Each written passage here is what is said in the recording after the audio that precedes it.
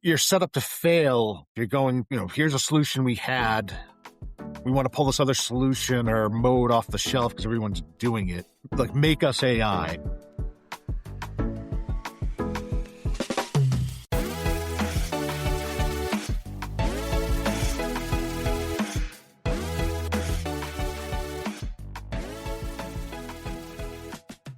Welcome to the / podcast, where we lean into the future of IT by inviting fellow thought leaders, innovators, and problem solvers to slash through its complexity. I'm your host, James Carman, and today we're talking to Bob White. Bob White took an unconventional path into EdTech after studying writing and filmmaking at Emerson and working on feature films, including projects connected to Paramount. He entered the education technology world through the print to digital transformation. Over the next 2 decades, he held leadership roles across Cengage, Houghton Mifflin Harcourt, and VPG, spanning sales, product, operations, and strategy. Today, Bob helps EdTech and SaaS organizations modernize their operating models, platforms, and AI adoption efforts, bringing a human-first approach to transformation that emphasizes solving real problems and driving change with people, not to people. That last sentence was a long one. That's a lot of stuff that you're doing these days. Well, welcome to the show, Bob. No, thank you for having me, James. Yeah, I'm excited to be here. Yeah, absolutely. Okay, so when somebody said they work on feature films and including things connected to Paramount, I've got to hear about this. What would it be? Anything that we've heard of? What have you worked on? No, so a lot of what I worked on, it was people you would know, but I worked on films that I always said I had was bad luck. So So I worked on one called Waking Up in Reno and Billy Bob Thornton, Charlize Theron. It was supposed to be Patrick Swayze's big comeback and Natasha Richardson, and it got shelved. It was by the same producer. He went back and forth between making really critically acclaimed small movies like One False Move and Telling Lies in America, things like Kevin Bacon and star-turning moves with like Billy Bob Thornton. And then he'd make the Leave It to Beaver movie or the Mod Squad movie and all these really bad, TV to film movies that were way past their expiration date. So and then I did a Christina Ricci movie that also got shelved that had Christina Ricci, Jessica Lange, Michelle Williams. It was Prozac Nation. It was based on a book. And then I worked on Unsolved Mysteries, and the kind of the claim to fame there is they were doing a segment on this guy called the Mad Russian of Cambridge, who could supposedly heal with his mind, doing a segment. And then they were doing the reenactments they always do. And they liked the leather coat I had on, and they asked to use it. So my leather coat's in an episode of one of the Unsolved Mysteries.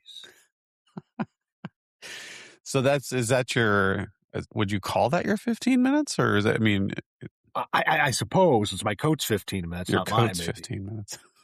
And I had a script with Paramount, so that was the big thing too. Nice.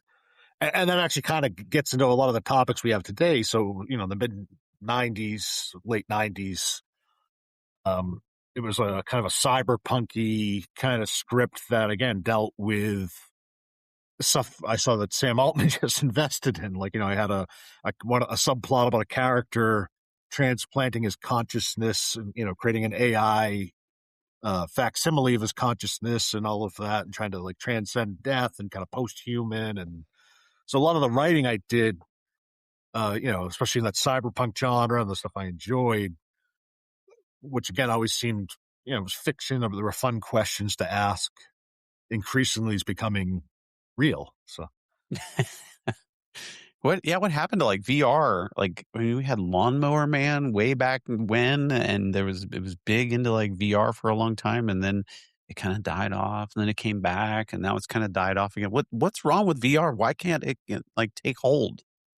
No, So again, I've always been my dad was always super into technology, so I was always an early adopter, kind of futurist, for lack of a better word. Sounds pretentious, but in 93, they had a expo in Boston. It was called The Other Side, and it was VR. You put giant helmets. They had a whole bunch of different exhibits, but one was this dactyl nightmare. You put this giant helmet on, and you had this thing, and it wasn't that different than the Oculus, and then against eventually Meta Quest that I purchased a few years ago. it was lighter, graphics were a little better, but in that almost like 30-year time span, the prices came down, the technology didn't evolve, and like No. you said, it like they had commercials, and I knew a handful of people that had them, and you'd see them at Target and all of that. Now they're just off the shit. It feels dead again, right? It feels like people are Yeah. waiting for AR, and even that's kind of a Yeah. question mark if people even want that. So, It's weird that like the even Apple, they have these big bets, the whole Vision Pro thing. I don't really see much going on in the market with that. That was huge. Everybody was like, "Oh, I want to get my hands on it." I don't see much going on with that stuff. I've never met anybody that touched a Vision Pro. Yeah, I don't know if you have, but yeah, I have. I don't know that I've ever seen one. I mean, other than like being at like Best Buy or something like that, where they yeah. might have it, but like I've never seen one in person, like held it and played around with it myself. We were talking about getting one when they first came out as part of our mobile and wearables practice, but it just didn't seem like it was worth the investment. A lot of especially our clients aren't doing a lot of that stuff. I don't know. It was just interesting observation that the VR just seems to keep trying to make a run at it, and it just doesn't stick. I think isn't the what was it Second Life they had for a long time that was big, and then like the metaverse, and then is the metaverse dead now? Is it or It is it still a sounds like thing? it's dead. Yeah, like they invested millions and millions of dollars into it. That's the latest I heard is now they're just trying to charge subscriptions to like Facebook and stuff like that. I think they pivoted from like $3 a month to get Crazy, crazy. All right. So nowadays you're working on, I read, in your bio, you mentioned a word that's kind of I don't know, it's kind of a sore spot with me these days. I'm on this like quest to rid the world of all transformations and get rid yeah. of these things. And we talked a little bit briefly in the prep call about that. I think we're more aligned than we are not aligned on that matter. But where are you seeing your efforts, like the fruitful stuff these days with respect to the companies and the clients you're working with? What kind of things are you working on? Yeah, I mean, it's opportunities. It's like you said, if it's transformation, like we talked about, denotes kind of this one and done, big bang. You bring in some consultancy or some experts or whatever. You do this thing, and then you were this, and you come out the other side. Now you're this, and that just doesn't work in reality, right? People always go back to what they're familiar with because they still have to get like the companies don't stop. Like, hey, we're going to take a couple months off from building anything, do all this work to transform, start up the machine again, brand new with a whole brand new. Like, no, the companies have to persist during that transformation. Mm-hmm. So yeah, so what I do is look for there's kind of like micro opportunities and then there's larger opportunities. But then transformation, it's never a continuous improvement. It's not as it doesn't sound as good like hey, I do continue, but it's more. I think that's more what I do is evolution or continuous improvement Mm. rather than transformation, kind of, which it's like this one big bang kind of moment. Yeah. So I think that's what I've helped people with is there's capabilities. So again, I've spent most of my career in ed tech, right? So like print has a certain set of capabilities. Digital, quote unquote, the interactives, those have capabilities that print doesn't have, but print has capabilities that form doesn't have, and so does AI, right? You're set up to fail. If you're going, here's a solution we had, we want to pull this other solution or mode off the shelf because everyone's doing it. Like make us AI or do AI. Like that is set up for failure. Oh yeah. Versus here's the cost base or an education learning outcomes. We want to improve educator experience, learner experience. We want to make it more accessible, reduce the cost. We want to decrease our cost base so we can make it more accessible or invest in new and proven ways and do the research and all that's needed to actually put meaningful experiences out to a learner and educator. And you can't do that, if you have no, if again, you have such an arcane way of building and creating the experiences that they're, again, when I came into the industry, these handcrafted experiences for print with like many, many touches, many transformations, and just super arcane.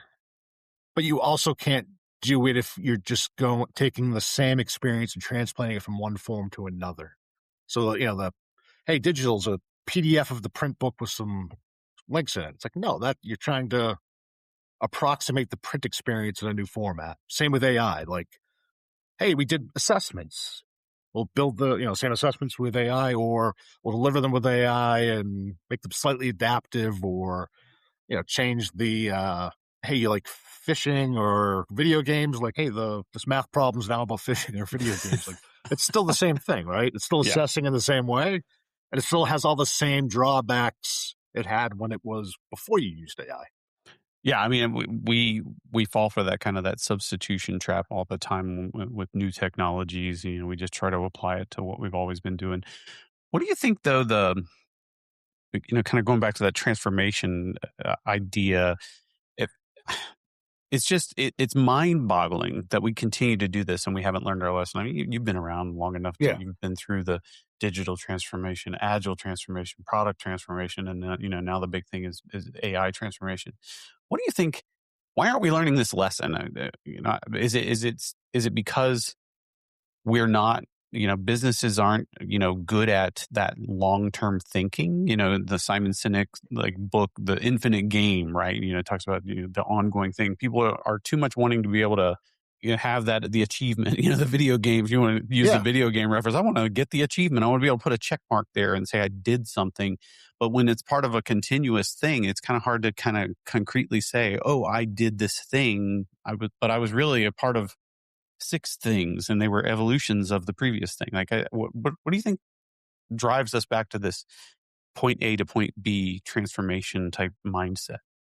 I mean, I think you hit the nail on the head. And I think it's like you take Agile, for instance, right? Agile is a methodology to achieve, again, theoretically, the more adaptability and ability to pivot and change your priorities and react to the market and things like that. But, I think, we're talking earlier, if the org around it, the processes around it aren't set up to pivot, you don't actually gain that capability.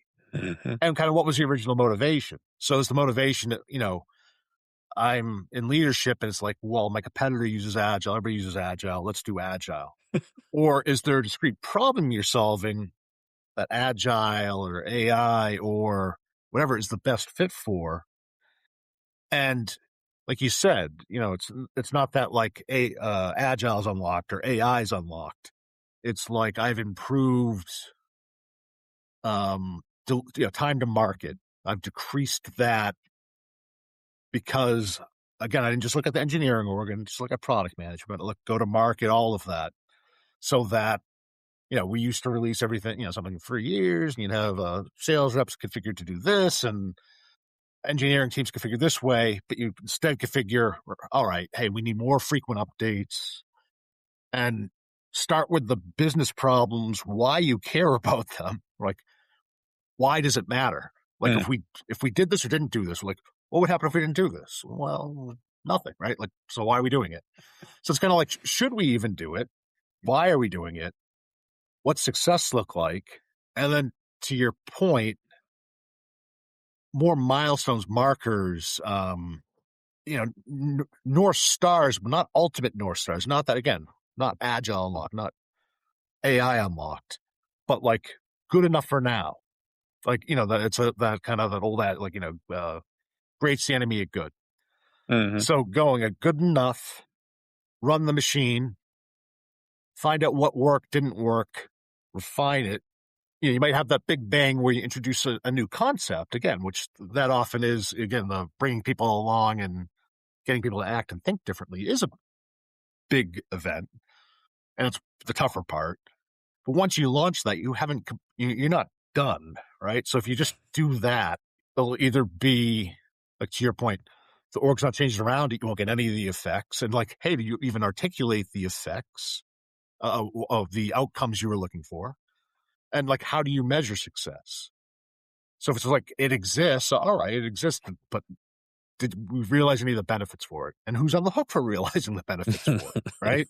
Yeah. So it's like, so it's like, I think a lot of that you see, there's this high level concept that if we're at parity with the competition and we're following industry practices, and if we could say we do something, it's good enough versus, actual business value that's measurable, and then a feedback loop that is feeding you opportunities to continue to refine that and increase that value you were going after, rather than wipe your hands, we're done, moving on.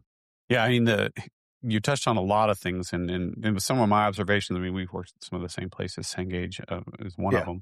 But one of the things I noticed, it was a very sales-led company, right? I mean, the industry is very sales-led, I would say. Yeah. It's not just Cengage's fault. I think the industry itself is very sales-driven.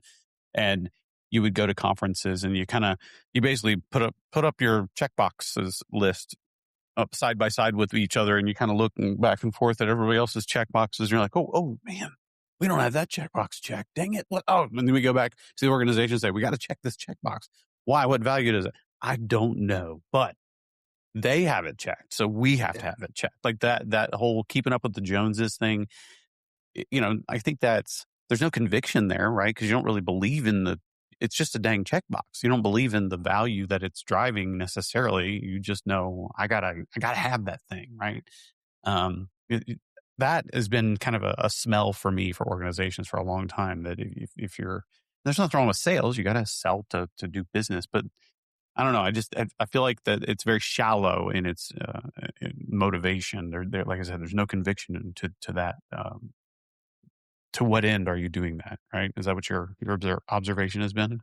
Oh, 100%. Right. So and I think you hit like one of the biggest issues with ed tech overall today is you have this history like you just described, sales. And I used to go on campus with sales folk, and it would be like, the TurboTax, like you said, the check boxes. Like, so, between like, hey, do I have all of the exact same things as the competitor has? So I'm not different, or I might have hey, I have this extra check, right?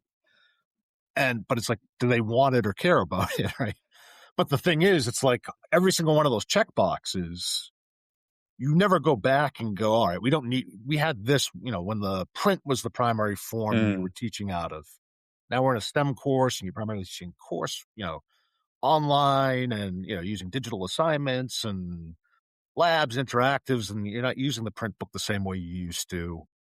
But we're still giving you everything we ever gave you, flashcards, and here's the print guide and this and that. So that big checkbox, all it does is like you give this instructor this giant box of uncurated parts, and you're like, good luck. So it's not like, and no one, it's having the courage to go, hey, we used to offer, like you said, like these 15 things, the checkbox that, again, if you look at competitor A, B, C, D, and E, we match them. Instead of having the card to go, yeah, no, we stopped doing that because, it's 2026. We had those same checkboxes in 2006, and most of them aren't relevant anymore. Research showed these weren't particularly effective. And for a sales rep going on, the go-to-market story, it's just increasingly complex. Don't really know anything that differentiates you. And again, it's just like you said, it's keeping up with the Joneses, but it's not kind of it's not innovating, and it's not even focusing on what the customer needs are. It's maintaining, you're being led by the nose by the competitor to go, we still have to offer this thing we've offered for 20, 30, 40 years. Yeah, and if you're just copycatting everyone else, you're by definition not innovating, right? You're not differentiating yourself from others. One thing I always had a kind of a hunch, or my perception is, because I was on more of the engineering side, right? Software engineering. I was a software developer in that industry, and my guess was, and you've probably been closer to this, and maybe you observed this, but my hunch was we were just kind of doing lazy product work, and it, like, instead of trying to understand what people really need, we would say, would you like this feature? like that's lazy, right? Because the It answer is is. always going to be, well, yeah, sure, I'd love that feature. So then you take that as gospel, and you're like, well, we got to go do that feature now. And I don't know. Did you observe that sort of thing in your experience? Because I think you've been on the product side at Oh yeah, these for ad many, techs. many years. So not only did I observe that, I'll give you an example of where it backfired. So yeah, where order taking is the absolute wrong thing to do. So I did a survey and I had an advisory board. And again, I started that on the product management side. We didn't even have that. So a lot of the research was again anecdotal and coming from sales and like, hey, customers are saying, trends and are the competitors doing this? And this customer over here says they need this, but it wasn't anything, um, you know, kind of objective or anything more than like, hearsay and rumor. And it wasn't real research.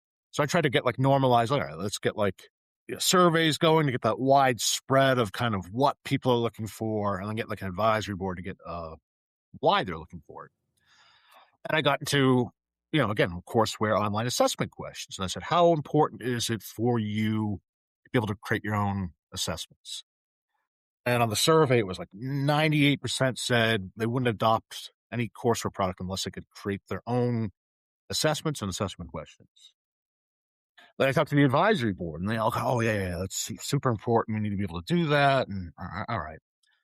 Then we put the feature into one of the courseware products, and it was like less than 1% of users actually used it. So the question, is, did we do a poor job of implementing it, or were they telling us the answer they thought they should have told us as an instructor? If their campus, if the survey I think was anonymous. I got their schools and all of that, but the advisory board wasn't. So were they telling us something if their boss was in the room? They think they should answer the question this way, Mm-hmm.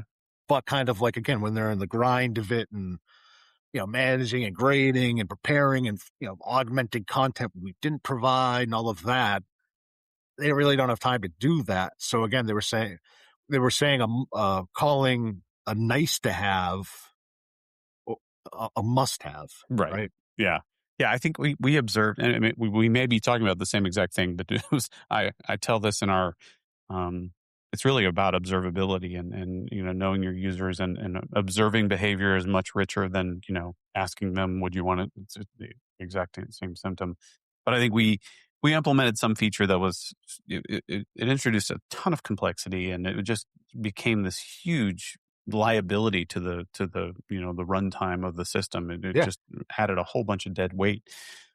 And we observed exactly what you're saying. I think it was literally one dude down in Texas, some professor down in Texas wanted this thing, and we looked at it and we're like, we could have hired a custom software engineering team for that guy and have them just build whatever he wanted at a whim, and we would have saved money. It would have been Yeah. cheaper to just give him a custom team to just develop whatever it was for him than what we spent. And then we could have a much simpler solution on our side and just let him have a custom thing.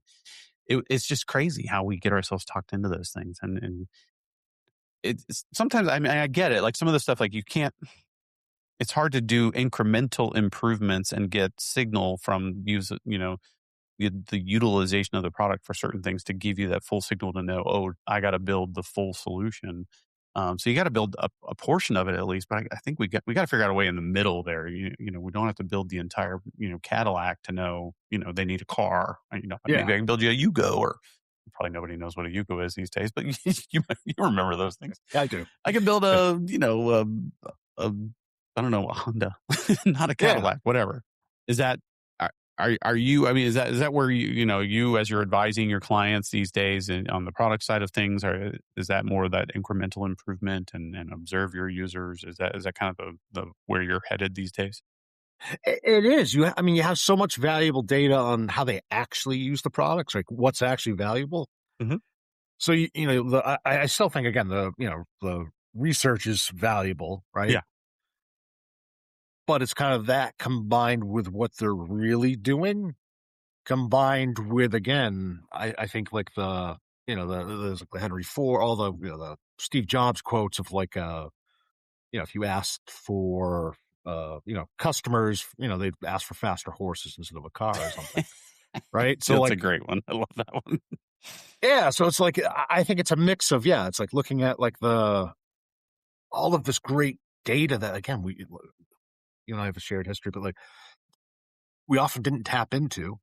We just went and, hey, what do you want? All right, we'll build that, right? And then they would use it when we actually did look at the user data and the behaviors. And then when you ask them, it's like, oh, hey, what if you ask, like, what are your problems, your pain points? It's like, well, hey, I'm spending time like, hey, no, I really like your course or this, but it's not current enough. I have to go and get current events and bring all this. I do all, I spend hours and hours and hours and hours of work prepping for the course, bringing all this other material. Or, the students that are falling behind, I'm teaching to the middle. So the students at the top of the class are bored, students at the bottom of the class are falling behind. And then, we like threw like adaptive at them. Mm-hmm. And it's like, all right, I'm falling behind. Here's, another 3 hours worth of work to do. It's Just like, what I wanted. it's like in theory, it's like, all right, it's going to help guide me. But exactly, right? Like if I'm already behind, it's like putting more stress and pressure on me versus empowering again. Like I think that like what you were saying, like the these companies using that data to figure out what people want and then empowering our users, educators, to figure out what their learners need versus putting their learners like on an island, keeping the educator in the loop, but using that same philosophy. So you're empowering the educator with our offerings to best serve. We're solving their user problems, which includes solving their learners' user problems, right? So it's kind of that through line versus, again, that order taking, which, like you said, the guy in Texas, like it's cheaper just to, build one-offs or. Yeah. That was sad. We took like 2 years on that I'm sure. Yeah. effort. Yeah, it was quite disheartening to learn the utilization of that thing. We spent a lot of blood, sweat, and tears, and we burned out a bunch of people. We lost a lot of good people because we worked lots and lots of hours to get that thing across the finish line. Yeah. Anyway, so you're maybe want to shift gears a little bit. You're getting into AI, and of course, AI is every conversation these days, it seems like. And when you go into these organizations with AI, they're starting to adopt it. You hear a lot of complaints about the ROI. Like, well, we're not getting ROI, and we're not getting there. What have you observed when people are, maybe there are success stories that you've seen? What have you observed there? And what are the places where you see like, well, no, duh. Like, well, no wonder you're not getting ROI because you're doing it this way. What are your observations around that, around the ROI problem today? No, that's a great question. And what I've observed and kind of what I set up too, and created a framework around was you get a mandate down, like, do we want to do AI? Mm-hmm. Well, what's that mean, right? And then, kind of there's the internal use cases and then the customer use cases. Then there's an immense pressure from, depending on what the companies are, the customer, the client, from private equity, leadership, whatever, to adopt AI. So the path of least resistance is do something quick, which again might amount to a marketing, going back to the check boxes, it might amount to a, hey, I could check my AI box. I have AI in this product. Does it solve a user problem? Like, no. Does it solve a problem? Like, not well. Is it maybe a best and nice to have? It's not a must have. So it's like, again, if it's something, budget challenges, it's like the first thing to be cut. So and then the other piece too is you would see, because there's so much pressure, you would just see experiments and like pilot purgatory, I would like to call it, like I love that term. All these different actors doing experiments, some of them using the same tool, and you're talking to like one vendor and you're not starting with a problem. You're starting with like, this vendor has a really cool offer. Then you start, working with them and all of that. And it really can't get anywhere because, to your point, you can't show like, all right, this is really cool. Like, what does it do? Well, it does all this stuff. And why does that matter? Well, it's really cool. That's why. So, but instead, Because. it's like, so the thing I think, so like the speed's needed, but that rigor's needed. Mhm. Because then you have legal and cybersecurity and compliance going, hey, there's reputational risks. If you're leaking, the customer data, our content's being trained on, all of this is happening. You sign up with the wrong vendor, and they own, what they own, what can they access, what can they could share, what they're training on, all that kind of stuff. So, the thing I did was a funnel with starting off with rapid POCs. So it's like track what they're spending, time bound it, but again, let people be innovative, experiment, but start with the problem. Mm-hmm. So, like, again, ROI, unless you're solving a problem, a user or a need, you're never going to see ROI, Right. right? So at least, all right, what problems could be solved and test it out and all of that. Then to me, it's get to a pilot phase, right? So that's where you're looking for actual ROI. So like, hey, we found that these solutions can solve this problem. Is there any actual need or value of it to, internally or to customers? Could it save time, money? Did it make things go faster? Could it do something we couldn't do before, either internally or for the customer? And can we quantify that? So again, keep that red tape. So getting legal, compliance, security going, head nod, first thing, using dummy data, using real users, all of that. Pilot. Again, we've done this, I'm sure you and I have done stuff like this plenty. You get the small user group, limited risk, limited time period, prove the value, then use that information, business case down the bottom of the funnel. The good ideas come, the ones that can generate ROI come. Again, it doesn't have to be a 50-page business case, but something enough that key decision makers are going, yes, this fits with the company strategy.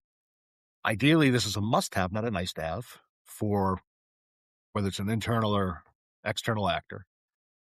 And here's how it could generate revenue, how much it could generate, when it could generate it, versus, again, the level of effort, one-time costs, ongoing costs, whatever.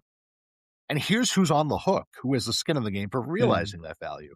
Yeah, it's Because important. again, I've been part of I led a big, huge product. I got that before AI.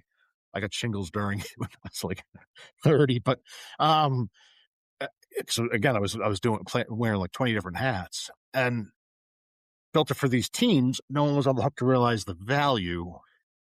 So they didn't really sell it that hard. So again, we never made the money back. So like everybody's like, oh yeah, we have this problem. There's this need. There's this new type of assessment. We built it with bare bones. And then again, there wasn't anybody on the hook to go, all right, we built it. Now you're accountable for making sure, your research, all of the stuff, everything you put into it saying that if we do this, we will realize this, solve this, and see these savings, this revenue, whatever. Your goals, whatever, are tied to that. Your bonus Right. is now tied to that. Yeah. Skin in the game, somebody on the hook, single point, driving that ROI. Yeah, I think it's funny how when you tie like KPIs and OKRs and all those things to someone's bonus, especially someone very influential within an organization, it's funny how things get done when that happens, right? You just have to make sure you're tying the correct ones, right? You make sure you're binding those bonuses to the right incentives. So that you get the right outcomes you're looking for. But yeah, that it does seem to come up time and time again that, oh, hey, the really important C person's bonus is tied to this thing. So I'll be darned, it got done. Come, hell or high water, we're going to get that done. Interesting. What about, because I agree, like early on, I think a lot of us fell prey to the experimentation problem. Like we're just doing pilots, we're doing demos with AI, and that's a learning process, right? I mean, we have to start somewhere. People have to learn, but I think we learn fairly quickly, probably not as quickly as we should have, but fairly quickly we learned, okay, that we need to maybe try to make sure we're actually delivering business value, or we need to attempt to deliver business value. But I think the next phase of this is now people are learning, so all that we really did was kind of, sprinkling the kind of the magic fairy AI dust on the problem of a human-centered process or workflow, and just sprinkle a little AI on it and hope that that's going to make things better. And that's not working. Have you seen that in your experience as well? I mean, yeah, for sure. Again, like we were talking about if there's bad processes, if there's, I think we talked about, a content type, a product model that's outdated, Hmm. applying AI doesn't magically make it good. It might make it faster, maybe cheaper, but it doesn't. If something doesn't add value, you had a great example. The instead of motorizing, this complex system with pulleys and all of that, putting the motor right on the machines, right? So like the hacking AI onto some arcane broken process versus starting again at like, what are we actually trying to solve for? Hmm. What can AI do differently than what we've done before? And how do people process and systems look differently once we apply these capabilities? You're going to likely fail. Or if you don't fail, you're not going to really see, going back to the return on investment, you're not going to see real value. Right. You'll have incremental, but not the explosion of productivity that you're going to look for. I think I love the illustration. I was at a conference a couple weeks ago, and the one guy, his picture on the screen was great. It was a horse with two jet engines on either side of the horse, and I'm like, okay, you don't even need to say anything. I mean, that's No, it's your picture's perfect. worth. That's perfect, right? Like this, and so we're like, okay, we got this jet engine technology, let's attach it to our horses, right? I guess it goes along with the Henry Ford thing, but like, and why don't we make airplanes? They didn't make that leap, but yeah, I think that we see that a lot, and I'm hoping that we'll learn this lesson more quickly and move on to creating AI native processes and really understanding what AI can do and how does it change. And as you said, I think making something possible that wasn't possible before, that's I think the big unlock for people. But I think again, this is part of that learning process of understanding the art of the possible. What is possible with AI? I just don't think enough people know yet to be able to apply that in a efficient and smart way to processes and think about processes differently. Yeah. No, I agree. And I think getting that like baseline education in an org of, again, you have to hype, get them deep into the tools change constantly, but just that AI literacy, a lot of again, it's a big focus of, in high school, I mean, across education right now, right? Like, Hmm. especially anybody entering the workforce and all of that, but like as a basic life skill, but upskilling it's part of, again, if you have somebody, and we were talking about both this, again, has done process for 20 years. And again, the arrogant thing would be, oh, they've been doing it wrong. It's like, no, they, with the technology, the time, the problems that need to be solved, all of that, they're the ones that made the business what it is. Hmm. But to evolve that, change that, bring greater value to the company, to the users, to ed tech, to education as a whole, taking advantage of these new capabilities in a meaningful way, and not just again digitizing a print book or adding AI to like, all right, a human used to click a button to create this PDF, now AI does. All right, let's say it's 10 minutes. But getting that basic literacy of like, you know, AI isn't magic. Like here's what AI does, here's what it doesn't do, here's how to think about AI. So that again, you might get a lot of the greatest ideas when I would do again these transformations or continuous improvement would be from talking to the people that do the jobs, Hmm. right? Or even like and then ChatGPT, when people introduce it. A lot of the efficiencies, if you set up a good culture forums to share ideas, there might be some efficiency that, oh, this saves me 2 hours a week. But you add those up, just from simple tools like the different LLMs you can make available to the org. If you set that up and you're training the people with like the basic literacy, and you have people sharing it, the power users, the people really into it. Versus again, I have a friend at that's high up at a finance company that was they're forced to use so much tokens and AI a week.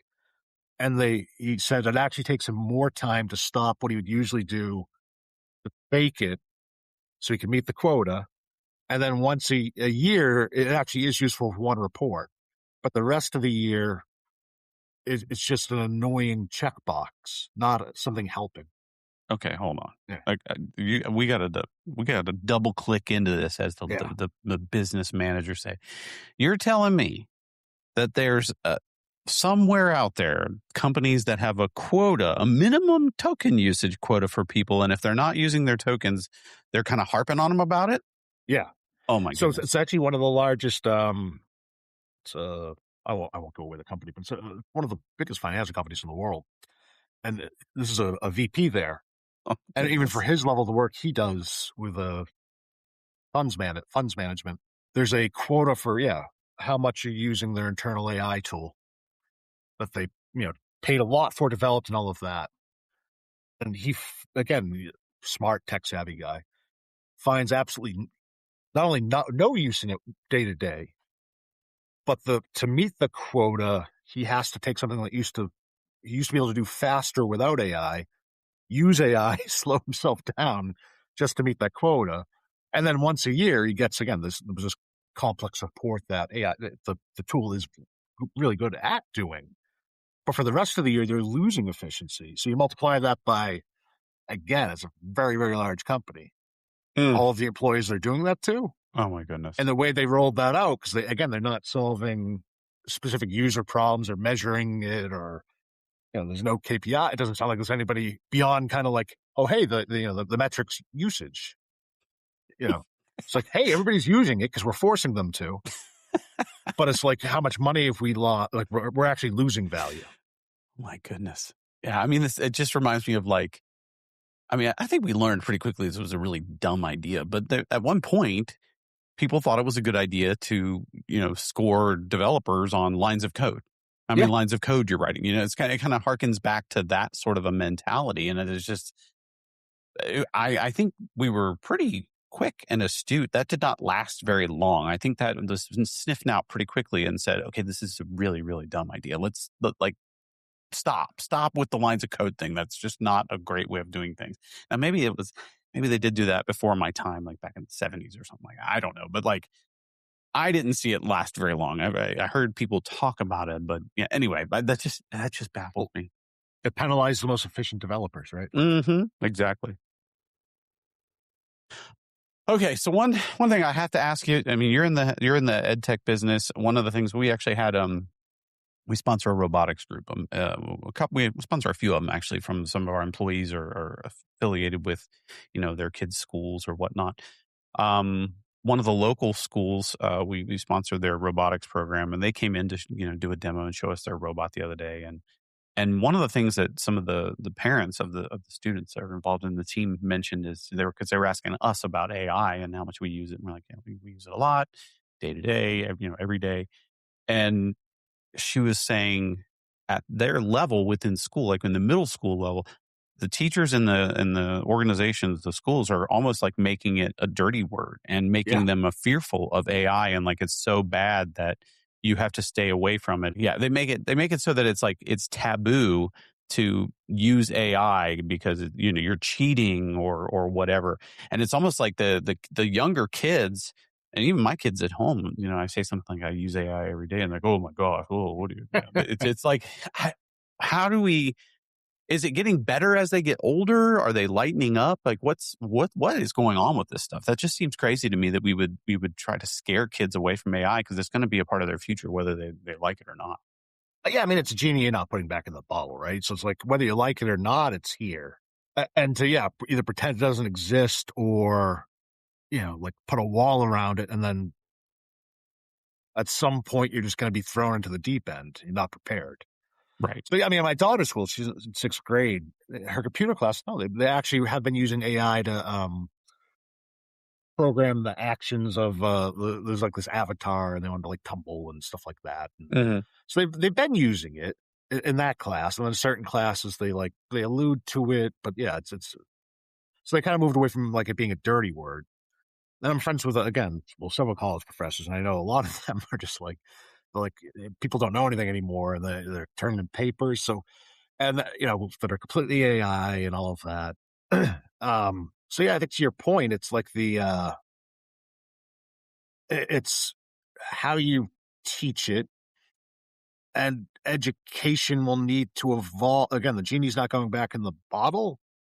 So I think some of it's stuff that probably already should have, again, when I talked about the print to digital, the organizations didn't fully evolve. There's print DNA in almost any company that had print offerings, and even some of the ones that didn't. You could still see the print DNA in it. And Hmm. print's not a dirty word either, No. but like some of those methodologies and some of the content types and some of the ways of assessing and memorizing and all of that stuff are just not going to work in a world where that genie's out of the bottle. Same Right. with calculators, same with the internet, same with, again, we were doing the anti-plagiarism stuff. And I think the other part too, so I think that's part of the problem. And I think the other part of the problem is, if you remember, like, dot-com boom and the internet and all of that back then, the news and the value you saw, and again, there was less outlets and all of that. It was very positive. It was, it was like, oh, I could this easier. I could order this. I could start my own business, and I could reach people in China. I could, um, it was more kind of the possible. And there was drawbacks, like, oh, it's going to kill bookstores. It did kill bookstores for the most part. It'll kill record stores. And, so it was all that stuff. But it didn't start with the negatives.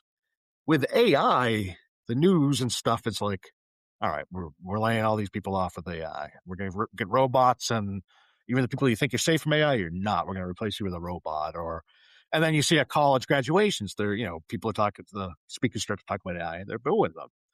So some of it's just like it's the marketing, and what was led with, and maybe to the to the degree, the how much of it's real and how much of it's perception. Even back with the .com thing, it's largely a lot of the same. Even some of the same companies are still releasing these products, but it's like it's the public perception is way different. And I think that's part of the problem too. Like you said, like it's getting a negative connotation outside of people actually using it and seeing value in it. Hmm.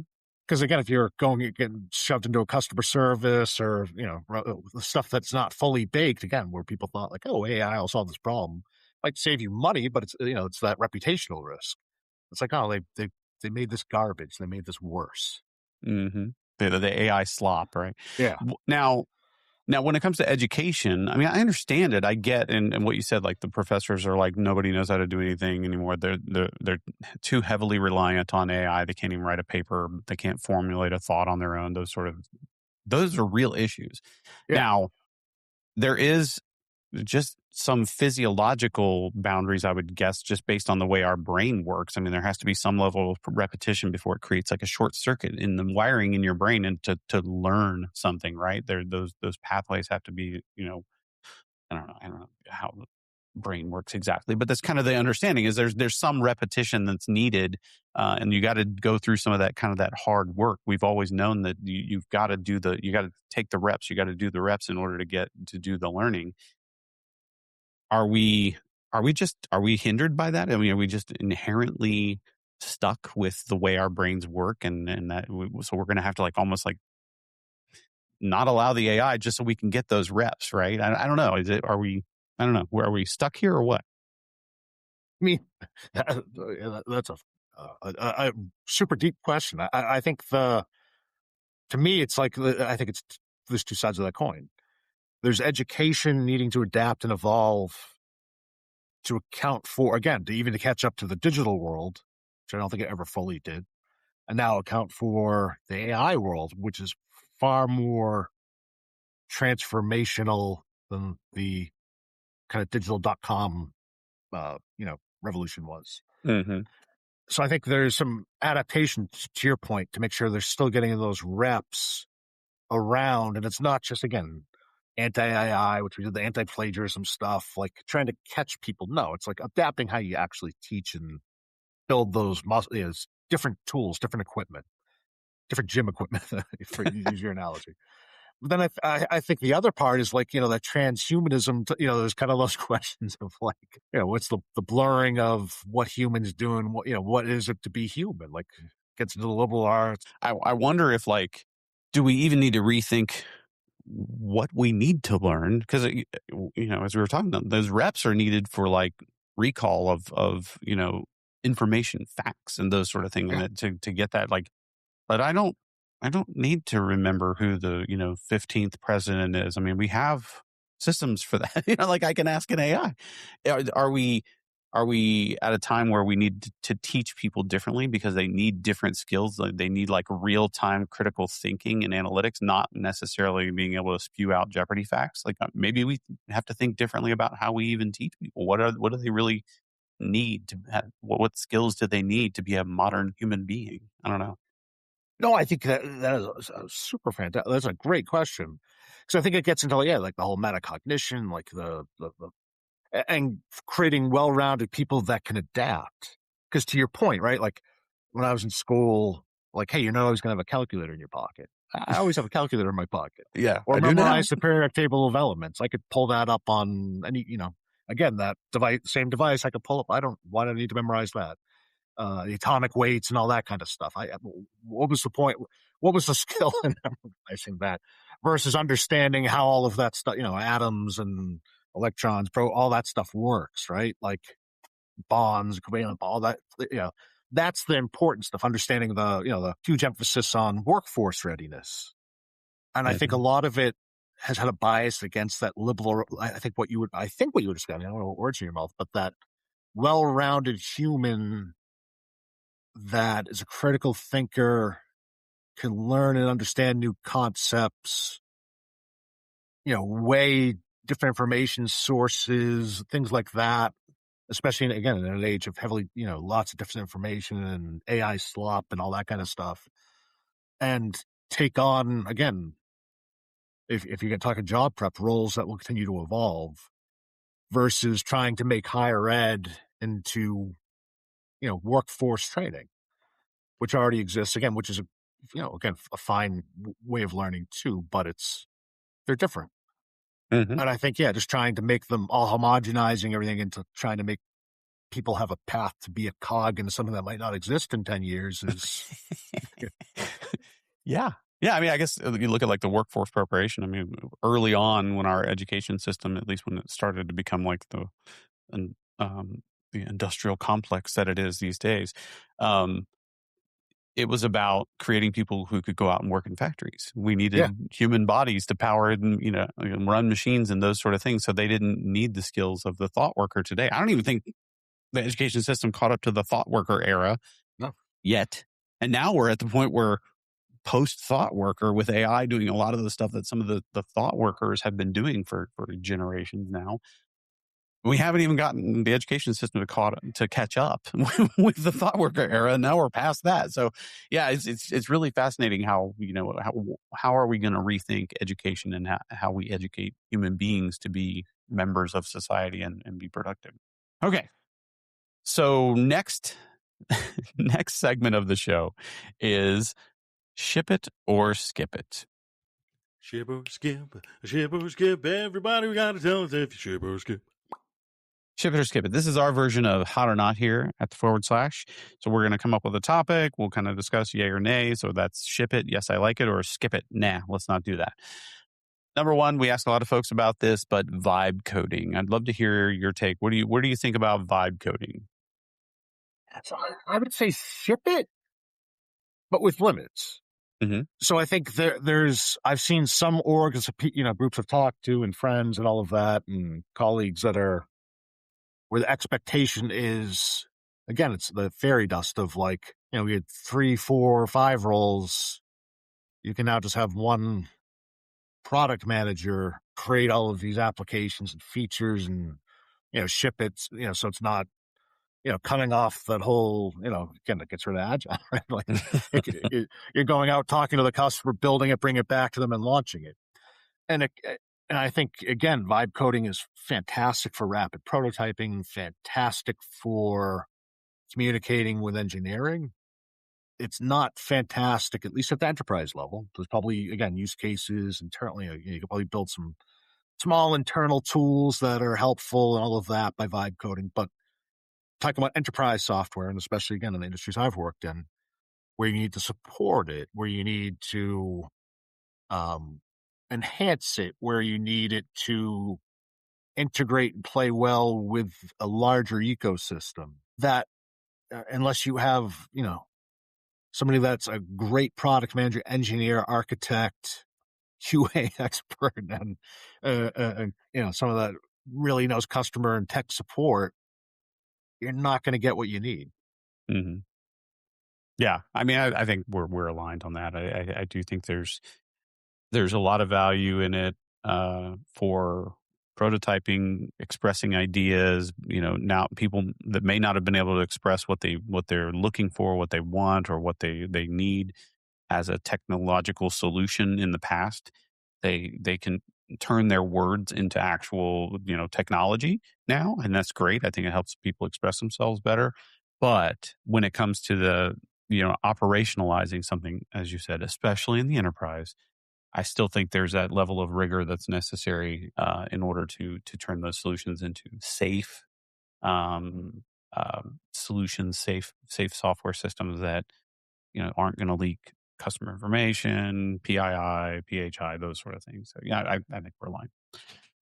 What about you come from the ed tech world, all right? So what about we maybe touched briefly on this, but like LLMs, building them into educational products and using kind of the LLM itself as almost like a tutor for the student and for the learner. I should say learner. I think that's the way the ed tech world refers to it, because it's not just a student. The learner, what do you think about that LLM powered kind of tutoring? So I think generally skip it, with the caveat. It's like skip it because it becomes a marketing feature unless the educator, again, you use the ed tech instructor educator, is in the loop. And there's a reason, behind the topic, the subject matter or whatever, where there's a high probability of what the student will have on their phone already. It'll be prone to hallucinations, and it will bring them off on a tangent. Because and the user experience is easy to use and not adding. Going back to that dev studies example of an adaptive of, hey, you're falling behind. Here's a greater burden on you.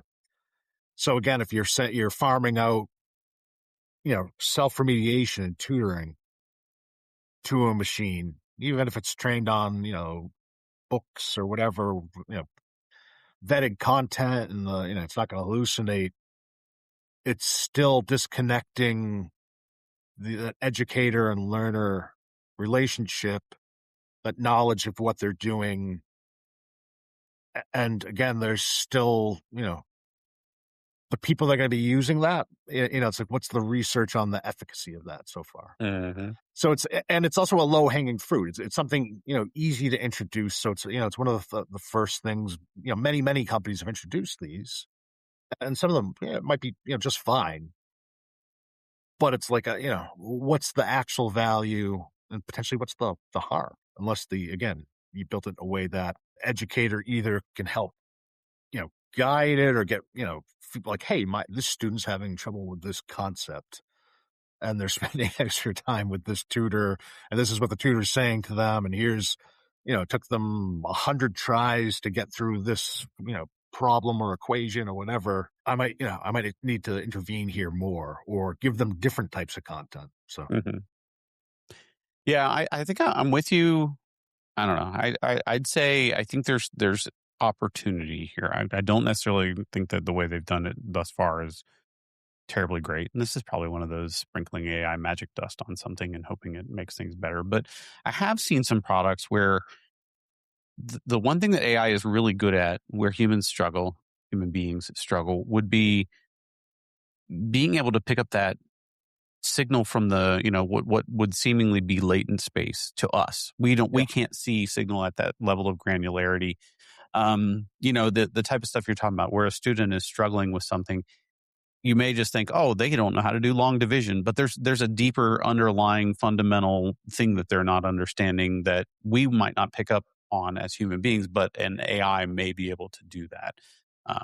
You think about like rad techs, people in radiology can't read the images as good as an AI can, right? There's signal there that we can't pick on, we can't perceive that a machine can, and they do a better job on it. So that could be an opportunity for, helping the instructors to identify signal where they wouldn't be able to in the past. I think there might be something there that we could help maybe meet the students where they are better, and being able to detect, what's really going on there. Where is the struggle, and not leap to, false conclusions that I missed the mark on, and I'm just tutoring somebody on the entirely different concept and wrong concept to help get them down their path, their learning path faster. I don't know. I think that's the opportunity that I see there, and I don't know that folks are focusing on that yet. I don't think they are, and I think it's it's contextual learning. I think is the term they've been using, I think we call it just in time before, but like contextual, like you said, I'm a rad tech, I'm studying this. There's some factor that, again, a human might not pick up, that I'm a skill gap, and it's coming in to remediate me in real time, is different than me going to a tutor going, hey, I'm having trouble with a big subject. Can you show me this? So I'm pulling as a learner, I'm pulling from the system, and kind of what you're describing, I think, is the right way to do it. Again, pending research and showing actual efficacy, but like that contextual, like, hey, I'm the system is seeing I'm lacking, I have a gap in a skill. How do you remediate that gap? And then the system comes in and goes, hey, it looks like you're having trouble with this. Let me walk you through this. That's much different than just a general LLM, like, ask me anything, right? Like the kind of this unguided tool that is not terribly different and probably less powerful than what students have on their phone. Yeah. I mean, it could be, you think, oh, this student doesn't know how to do long division, so I just need to throw a bunch of problems at them. But it's really maybe it could be, well, they're doing story problems or whatever, and so it was reading comprehension that's their issue, right? It's not the long division they struggle with. It's just remembering all the stuff they read in the problem or whatever. I don't know. Or picking out the right pertinent information from the problem. That's their issue, not the mechanics of long division. I don't know. I'm just making something up, but you get the idea. We may jump to a conclusion that may not actually be well founded, based on the true signal that's there. Okay, now we move on to the real meat of the show. The thing that people tune in for. This is what this is what we are known for, and most of what we just discussed, all of the information, all the AI, that nonsense, that'll end up on the cutting room floor. A lot of that stuff will. That's mumbo jumbo. People don't care about that stuff. They're tuning in for the real hard hitting questions of the lightning round here at the /. This is where the answers matter. They are scored. We do have an algorithm. It's a very advanced algorithm. It takes weeks to run it. I don't know the right answers, but the algorithm does. So I can't even tell you if you're doing well or not. It is important. This is all of the nonsense we've been discussing so far doesn't matter. Now it matters. So I just want to make sure you're mentally prepared. I am, and yes. You're ready to go. Okay, good. Let's start with a hard question, just from the beginning, just to kind of set the tone for where we're setting the bar when it comes to the lightning round. Can you say "good day, mate" in an Australian accent? Good day, mate. No, I can't do an Australian. I could do, yeah. You can do what accent can you do? I can't. No. Okay, fine. I can't do any well that I could do on the spot. Yeah. So okay. So this one's another one. This question we've been asking a lot, and it's been kind of an ongoing thing. It's a little bit of a social experiment, if you will, I guess, on the /. But do you like the smell of gasoline? I do. My mother does and my daughter does, and that's the only people I know that. Everybody else thinks we're weird, so yeah. Really? Okay. Yeah, it's a generational thing. It just, it skips, yeah. Yeah, we've found that a lot of folks, most folks that we ask this question, I don't mean by just a small margin. It's quite a large margin. There's only been a handful of folks that have said no. So you're in good company. A lot of folks do say they like the smell of gasoline. How many redheads are you friends with? A number, actually. Say at least a dozen. At least a dozen. Yeah, well, I'm also, part Irish, so that makes sense. Then that tracks. Dark chocolate or milk chocolate? I like both, depending on the brand and the context. Okay. What is your favorite martial art? Kung Fu, because it has the best name. So Yeah. All right. Do you Instagram your food? No. No. Okay. No one knows it. Yeah, no one needs to see that. So yeah, I think my kids used to say like the camera's got to eat first, that kind of thing when they'd sit down to eat. And I'm like, no, it doesn't. It does not. What was the last Halloween costume you ever wore? Well, I actually Terminator this year because my daughter was really esoteric. She was the liquid metal Terminator from the Terminator show that lasted 2 seasons and was played by the lead singer of Garbage. So I dressed up like a Terminator to match her. All right. Terminator's a good one. Name one of the 7 dwarves. Sneezy. Sneezy. You like the word dapper. It's a fine word. Yeah. Yeah. I think that's fair. I think it's a fair answer there. Name a word that starts with the letter Q. Q, like a lion. Okay. There you go. Nice. Well done. Phonetically the same. Yeah. What's a country you'd be okay never visiting in your life? Iceland sounds cool. I heard it's beautiful, but yeah. Yeah. What is the lamest dessert that people try to pass off as a dessert? And you're just like, really? Like, come on. Well, that's a good one. Maybe Blondie brownies. I don't know. Not a fan. No. And that's like what is a Blondie? Is that where they do? Is that that's not the brookie. That's not the cookie / It's not the brownie brookie thing. cookie, No, but it's they're like fake brownies. They're like the yellow brownies that are I don't know what they're made out of. There's not chocolate in them. So yeah, okay. I feel like I think that's fair. On we do a lot about food in these questions. On a scale of 1 to 10, and feel free to expand these bounds if you need to. Yeah. For expressiveness. On a scale of 1 to 10, how much do you enjoy garlic? Oh, it's 12. Yeah, 12. Like Italian food. Yeah. So yeah. Most people feel they need to, especially on the garlic one. That's usually a pretty hot topic for folks. They do. Most people enjoy garlic. I mean, how can't you? We usually reserve this for around Thanksgiving, but I think this can be a very polarizing question. How do you feel about cranberries? I like cranberry sauce, but I like the stuff in the can that's like artificial. The jelly, real cranberry. Yeah, the jellies kind of stuff. Yeah. I'm the same way. I do like that. I've tried the cranberry where you make it with real cranberries and stuff like that. Just it's not the same for me. Now, do you find that the ends of that for the can, the things that are shaped like the ends, does that?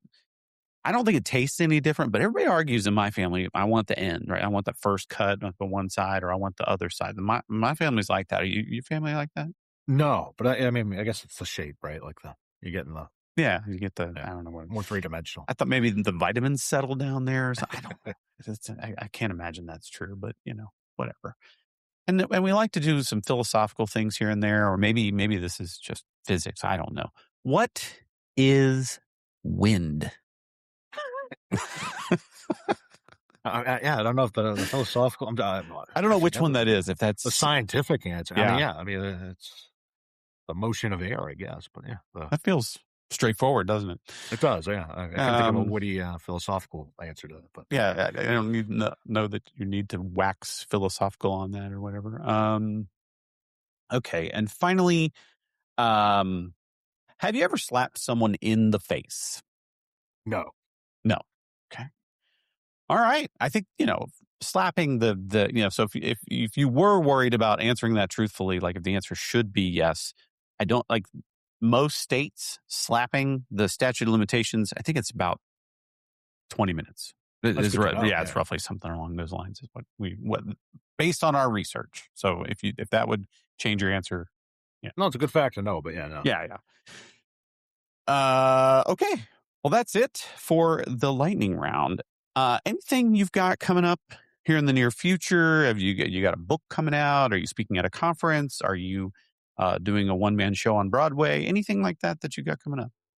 No, I mean, the only thing I've been doing is some executive diagnostic sessions on doing more with less. So people have been contacting me through, LinkedIn or my email. It's robertrwhite@comcast.net. And yeah, to give the subject diagnostic, I'll sit with them for 30 minutes, get materials before that, and pull out some opportunities for them to get an initial crack at, the actual problems to solve. Nice. Comcast.net. Are you stuck as a Comcast customer when you have that? I think you are. Yeah, it makes me nervous because I've used that one for many years. I've had business ones, tried other ones, but that one's just so clean and straightforward, right? Like it's like the bird thing, right? So it's easy to use, easy to remember. So, all right. Well, that does it. I really enjoyed the conversation and enjoyed having you on. Thank you so much for joining us today. This really, really was a great conversation. Yeah, thank you. No, it was really fun talking to you. Okay. Well, that wraps up this episode of the Forward Slash. If you would like to reach out to us here at the Forward Slash, shoot us an email at @calibrity.com. See you next time. The Forward Slash podcast is created by Calibrity. The Forward Slash team is director and producer Ryan Wilson, editing by Steve Baradelli, marketing support by Taylor Blessing, and I'm your host, James Carman. Thanks for listening.